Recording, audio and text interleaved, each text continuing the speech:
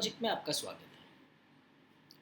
हम सभी जानते हैं कि हर एक व्यक्ति, जेंडर स्पेसिफिक नहीं है, हर एक व्यक्ति को इन्वेस्टमेंट करना चाहिए। इन्वेस्टमेंट का मतलब अगर मैं एक बहुत ही आसान भाषा में बोलूँ तो हम चाहते हैं कि हमारे जो भी पैसे हैं वो काम पर लग जाए। हम तो काम करते ही हैं।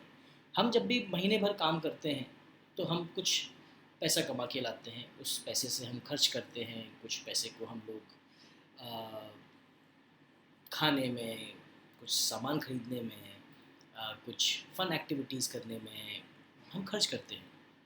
और इन सभी चीज़ के लिए हमको पैसे की आवश्यकता पड़ती है। जब पैसे ख़त्म हो जाते हैं तो हम फिर से काम करते हैं।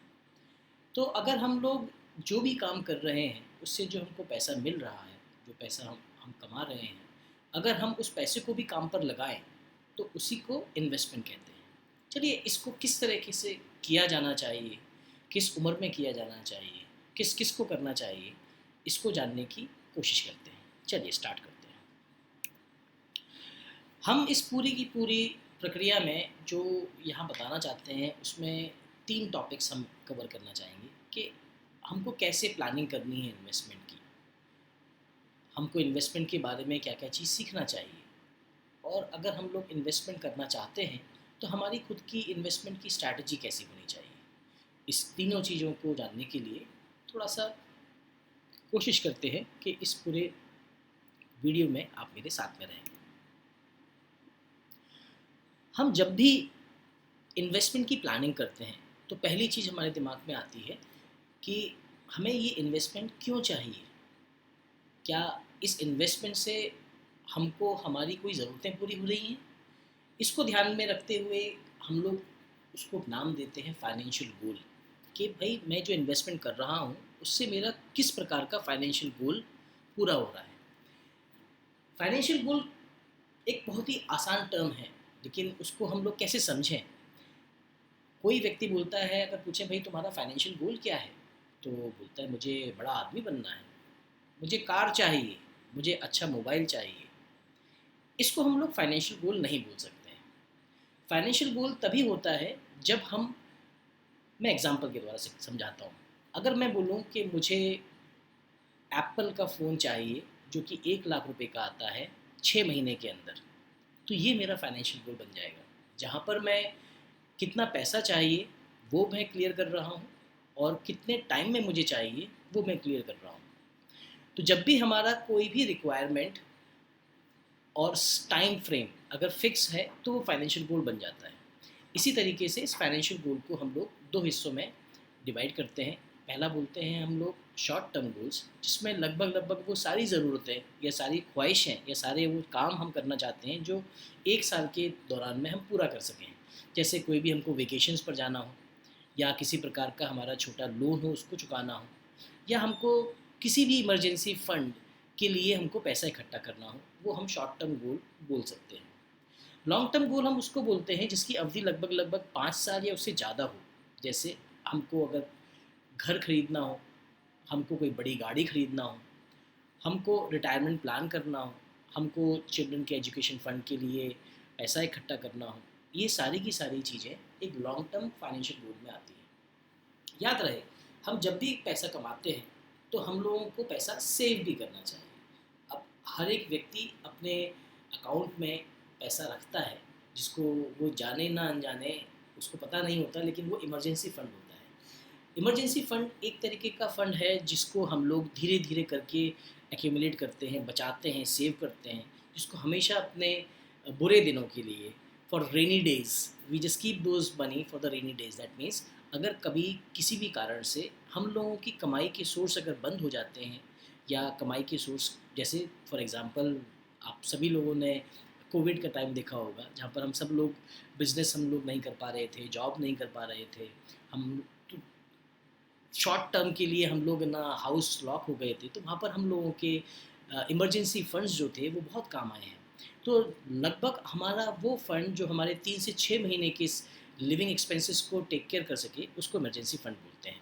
तो आप कोशिश कीजिए कि आपके पास में अगर इमरजेंसी फ़ंड जो कि आपके 3 से 6 महीने का लिविंग एक्सपेंसेस को कवर करे, क्या वो आपके पास में है। आप अपने अकाउंट को चेक कीजिए और ये कोशिश कीजिए and you come up with the answer that whether you have good amount of emergency fund with you और नॉट। जब भी हम इन्वेस्टमेंट करते हैं तो हमको हर एक व्यक्ति का एक रिस्क असेसमेंट होता है। कहने का मतलब ये है कि हर एक व्यक्ति का रिस्क लेने का तरीका, उसका रिस्क को एक्सेप्ट करने का टॉलरेंस, वो हर एक व्यक्ति टू व्यक्ति अलग होता है। जैसे अगर हम बात करें, एग्जाम्पल के तौर पर समझाना बहुत आसान रहेगा, अगर एक लड़का और एक लड़की, मेल एंड फीमेल, दोनों के रिस्क लेने की तरीके अलग रहेंगे। एक नॉन फाइनेंशियल टर्म में बात किया जाए, एक boy if he is going on the bike, he might speed up his bike because he thinks that he can take more risk and he just goes brrrr. But girls, they just feel like, no, if I fall I might get hurt, and they go slow. So ये gender specific भी हो सकता है, as specific भी हो सकता है। अगर मान लीजिए कि कोई एक रिटायर्ड पर्सन है, उनसे बोला जाए कि आपको रिटर्न चाहिए है तो आपको लॉटरी में पैसे लगाना चाहेंगे, तो बोलेंगे नहीं नहीं मुझे ज़रूरत नहीं है, क्योंकि मुझे उसकी आवश्यकता नहीं है, मैं सेफ़ हूँ, मेरे पास जो पैसा है it's like it's enough, good enough. अगर कोई 18-19 साल का बच्चा अगर रहेगा, 21-year-old boy, and if you say you have 100 rupees, would you like to double your money to put your money in the lottery? He might say yes because he would like to take the more risk. So ये जो risk tolerance की बात होती है, इसका मतलब है कि हर एक व्यक्ति का रिस्क लेने की कैपेसिटी अलग अलग होती है। उस रिस्क को लेने की कैपेसिटी से के कारण से ही वो अपने अपने इन्वेस्टमेंट के तरीक़ों को वो डाइवर्सिफाई कर पाता है।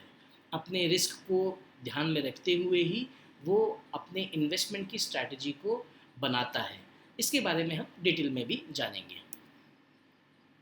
जब भी हम इन्वेस्टमेंट करते हैं तो हमको हमेशा एक बेसिक कंसेप्ट मालूम होना चाहिए कि हम इन्वेस्टमेंट क्यों कर रहे हैं, हम कहाँ कहाँ कर सकते हैं, किस जगह पर हम इन्वेस्टमेंट करें जहाँ पर हम अपना रिस्क को ध्यान में रखते हुए अच्छे से अच्छा रिटर्न लेके आ सकते हैं। जब भी हम इन्वेस्टमेंट करते हैं तो मार्केट में हर जगह हम सुनते हैं, सोशल मीडिया पर जाते हैं, टेलीविज़न पर आते हैं, बहुत सारे तरीके के इन्वेस्टमेंट्स अवेलेबल हैं। कई आप स्कूल के टाइम से भी सुनते होंगे, कॉलेज के टाइम पर भी आपने जाना होगा। Stock market, mutual funds, bonds, real estate, gold, commodity market, investment in other countries' stock market. There are various other investment instruments available which where we can invest and we can get returns. ये depend करता है कि हम लोगों की उस investment के प्रति, उस एसेट क्लास के प्रति कितनी नॉलेज है, या हम इन्वेस्टमेंट करने के दौरान में कितना रिस्क को उठाने की कैपेसिटी रखते हैं। इसके बारे में हम और ज़्यादा जानकारी से समझेंगे। जब भी हम इन्वेस्टमेंट करते हैं तो हमको कुछ बेसिक कंसेप्ट होते हैं, कुछ अकाउंट्स होते हैं, कुछ जानकारियाँ होती हैं जिसके बिना हम इन्वेस्टमेंट नहीं कर सकते हैं। जैसे अगर आप इन्वेस्टमेंट स्टॉक मार्केट में करना चाहते हैं, कमोडिटी मार्केट में करना चाहते हैं, करेंसीज में करना चाहते हैं, तो आपके पास में डीमेट अकाउंट होना चाहिए जो कि एक स्टॉक ब्रोकर आपके लिए खोल के रखता है और आप अपना ब्रोकरेज अकाउंट बना सकते हैं। अगर आप लॉन्ग टर्म का, आप अपने रिटायरमेंट प्लान के लिए अगर आप चाहते हैं कि वहाँ पर कुछ इन्वेस्टमेंट करें, तो आपके पास में रिटायरमेंट अकाउंट्स होना चाहिए। जैसे नेशनल पेंशन स्कीम होती है, प्रोविडेंट फंड्स होते हैं, एम्प्लॉय प्रोविडेंट फंड्स होते हैं। इस तरह के अकाउंट से आप अपना रिटायरमेंट के लिए कॉर्पस जमा कर सकते हैं। एजुकेशन सेविंग अकाउंट्स होते हैं जहाँ पर आप अपने बच्चों के लिए धीरे धीरे करके पैसा जमा करते हैं ताकि उनके प्रोफेशनल एजुकेशन के लिए आप पैसे को कवर कर सकते हैं। तो ये अकाउंट्स भी अवेलेबल रहते हैं जो कि आदमी लॉन्ग टर्म प्लानिंग के लिए इस्तेमाल करते हैं। इस सब के बारे में हम डिटेल में भी आपको बताएंगे। जब भी किसी भी प्रकार का इन्वेस्टमेंट किया जाता है तो आपके पास में आपकी कोई स्ट्रैटेजी होनी चाहिए। अगर आपके पास में कोई स्ट्रैटेजी नहीं है तो आपके पास में ऐसे लोग होने चाहिए जो आपको वो स्ट्रैटेजी समझाएं या बताएं जो आपके फोलियो के अनुसार या आपके लाइफस्टाइल के अनुसार या आपकी लाइफ टॉलरेंस के अनुसार वो आपको सूट करती हो। जब भी हम लोग किसी भी प्रकार का रिसर्च करते हैं या एनालाइज करते हैं किसी भी चीज़ को, तो बहुत सारे तरीके की चीज़ें देखते हैं। आप न्यूज़पेपर में पढ़ते होंगे, इकोनॉमिक टाइम्स देखते होंगे, आप बिजनेस न्यूज़ देखते होंगे, तो वहाँ पर हर जगह हर कंपनीज़ के बारे में बहुत सारी जानकारियाँ आती हैं।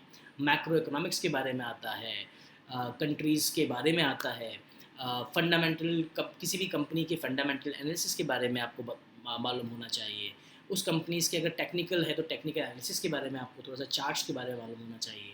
मार्केट का ट्रेंड क्या चल रहा है, गवर्नमेंट का मूवमेंट क्या चल रहा है, मैक्रो इकोनॉमिक्स में किस तरीके की संभावनाएं उत्पन्न हो रही हैं, आरबीआई क्या बोल रहा है। There are various aspects where we need to have a if not all but some knowledge which can help us do some kind of research so that we can find out the best person or the best people, the experts, those they will guide us or help us to help our investment plans which they can design for us. कहने का मतलब ये है कि ये छोटी छोटी जानकारियाँ जो कि हम आजकल के लिए जनरल नॉलेज बोल सकते हैं, वो हमको पता होना चाहिए, ताकि हम ये पता लगा पाए कि हमारे लिए किस प्रकार का व्यक्ति जो एक्सपर्ट है फाइनेंस में वो हमको मदद कर सके और हम उनसे कुछ क्रॉस क्वेश्चन कर पाएँ, ताकि हम ये जान पाएँ कि उनका जो भी किया हुआ रिसर्च या एनालिसिस है वो हमारे लिए किस प्रकार से फ़ायदा दे सकता है, हमको कितना फ़ायदा दे सकता है। तो इसके बारे में भी हम आपको जानकारी पूरी देंगे ताकि आप एक इन्फॉर्म्ड डिसीजन ले सकें। जब भी किसी भी व्यक्ति को आप ये मौका देते हैं कि वो आपके लिए किसी भी प्रकार का इन्वेस्टमेंट प्लान बताए, तो आपको ये जानना भी ज़रूरी होता है कि मेरे पास में कितना पैसा है, उस पैसे को मैं कितने हिस्सों में तोड़ के कहाँ-कहाँ एलोकेट कर रहा हूँ। जैसे फॉर एग्ज़ाम्पल कि अगर आपके पास में आप जब पैसा लेते हैं, आपने कई बार देखा होगा कि ना बच्चे अगर आप उनको 200 रुपये या 100 रुपये दें, तो बोलेंगे भाई क्या का यूज़ करेंगे? तो बोलेंगे मैं 20 रुपये स्टेशनरी में लेके आऊँगा, 20 रुपये का मैं चॉकलेट लेके आऊँगा और 10 रुपये मैं अपने बचा के रखूँगा गुल्लक में। This means that they are doing allocation of the fund like that. जब भी हम इन्वेस्ट करते हैं तो हम कभी भी एक सारा पैसा इकट्ठा एक जगह नहीं लगाते हैं। हम लोग हमारे पैसे को डिवाइड करते हैं और अलग-अलग जगह पर उसको लगाते हैं, और यही हमको एक्सपर्ट भी बताता है। बस हम लोगों को करना ये है कि किस प्रकार से हमारे पैसे को अलग-अलग एसेट में एलोकेट किया जाता है, उसकी आपको जानकारी होना चाहिए, और जो भी ये एसेट में पैसा लगाया जाता है, उसको टाइम टू टाइम चेक करना चाहिए और आपको उसको रीबैलेंसिंग करना चाहिए। इसका मतलब ये है कि अगर कहीं पर हमारा एसेट जहाँ पर पैसा लगा है, वहाँ पर हमको अच्छा मुनाफ़ा मिल रहा है, तो उसमें पैसे को और डालना चाहिए।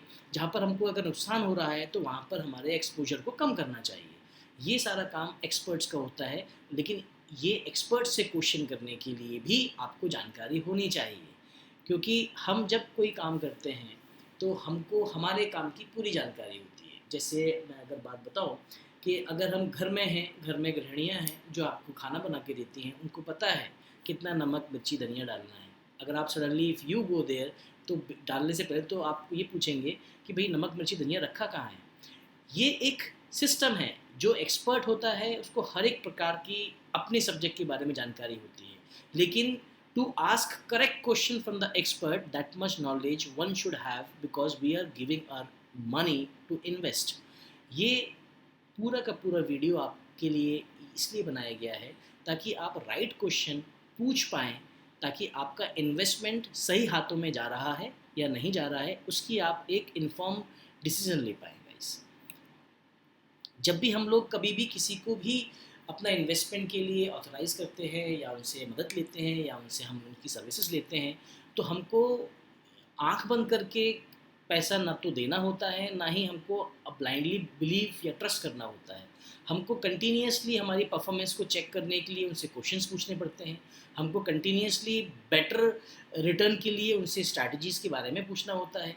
तो ये सारी चीज़ें हमको कहलाती है कि we have to monitor our investments continuously, time to time. We need to adjust our strategy time to time, and based on that thing we need to ask the proper appropriate questions from the people, the experts, those they are helping us in the investment. Thank you guys. अगर आपको इस प्रकार से और भी सारी video चाहिए तो आप अपनी रिक्वेस्ट डाल सकते हैं। हम स्पेसिफिक टॉपिक आपके अनुसार, आपकी चॉइस के अनुसार का वीडियो बना के आपके लिए डालेंगे। Thank you so much, have a very nice day. Investment in the securities market is subject to market risk. Read all the related documents carefully before investing. Thank you so much.